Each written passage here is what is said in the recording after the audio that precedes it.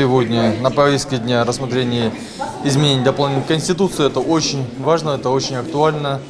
Это, так скажем, определяющее наше вектор, скажем, развития. Это не первая попытка власти изменить нашу Конституцию. Пару лет тому назад другие лидеры фракций также собирались изменить Конституцию. Президент тогда же тоже маялся, менять, не менять Конституцию.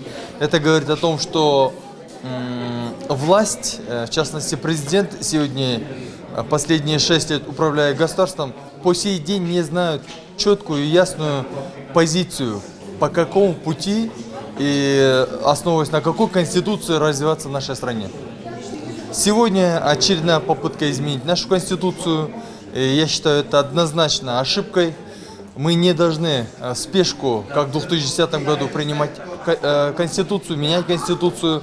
Мы не раз предлагали, необходимо провести выборы местных кенешей и президентские выборы именно по этой Конституции. И начиная с 2017 года по 2020 год на общественном обсуждении принять единую согласованную Конституцию именно в 2020 году.